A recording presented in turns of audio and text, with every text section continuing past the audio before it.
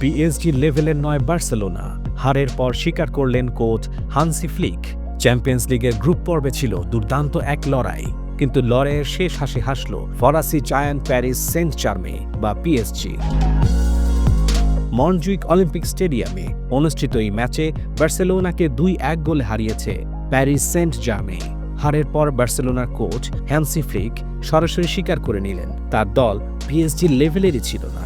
কেন এই হারকে মেনে নিতে হলো কাতালানদের? হারের জন্য কোচ কাকে দায়ী করলেন? চলুন বিস্তারিত জেনে নেওয়া যাক এই হাই ভোল্টেজ ম্যাচের বিশ্লেষণ এবং কোচের কড়া মন্তব্য। বুধবার রাতে নিজেদের ঘরের মাঠে অনুষ্ঠিত হয় এই ম্যাচ। খেলার শুরুতে কাতালানরা এগিয়ে গিয়েছিল ফেরান তরেসের গোলে, কিন্তু ম্যাচের বাকি সময়টা যেন মাঠ দখল করে নেয় ফরাসি জায়ান্ট পিএসজি।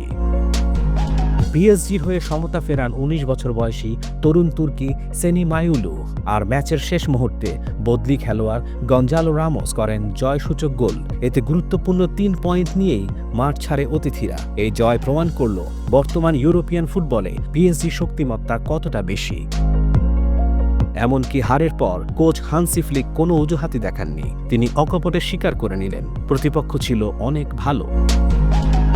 ফ্লিক বলেন, আজ আমরা পিএসজি লেভেলেই ছিলাম না। তিনি আরও বলেন, আমি আমার দলকে বিশ্বাস করি, কিন্তু আমরা আমাদের সেরা খেলাটা দেখাতে পারিনি। পিএসজি জয়ের যোগ্য। ফ্লিকের এই মন্তব্য থেকে বোঝা যায় তিনি এই মুহূর্তে দলের সামগ্রিক পারফরম্যান্স নিয়ে কতটা চিন্তিত।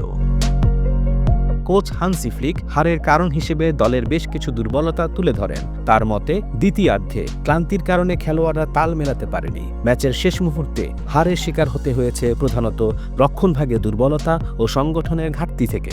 ফ্লিক মনে করেন 1-1 অবস্থায় ম্যাচ শেষ করার জন্য আরও বুদ্ধিমত্তা প্রয়োজন ছিল, যা তার দল দেখাতেই পারেনি। তিনি বলেন, আমাদের আরও সংগঠিত হতে হবে এবং ভুল থেকে শিক্ষা নিতে হবে। তার এই মন্তব্য ইঙ্গিত দেয় রক্ষণভাগকে নিয়ে তাকেও আরও কঠোর অনুশীলন করতে হবে। যদিও হারের হতাশা ছিল, তবুও কোচ ফ্লিক দলের তরুণ ডিফেন্ডার এরিক গার্সিয়ার পারফরম্যান্সে সন্তুষ্টি প্রকাশ করেছেন। ফ্লিক বলেন, এরিক দারুণ খেলেছে।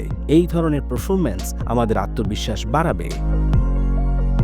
এই হারের ধাক্কা কাটিয়ে বার্সেলোনাকে আগামী ম্যাচে ঘরের মাঠে মুখোমুখি হতে হবে গ্রিসের অলিম্পিয়াকোসের। অন্যদিকে পিএসজি যাবে জার্মানিতে, যেখানে তাদের প্রতিপক্ষ শক্তিশালী বায়ার লেভারকুসেন। বার্সেলোনার এই হারের জন্য কি কেবল রক্ষণভাগের দুর্বলতা দায়ী? হান্সি ফ্লিকের স্বীকারোক্তিকে আপনি কিভাবে দেখছেন?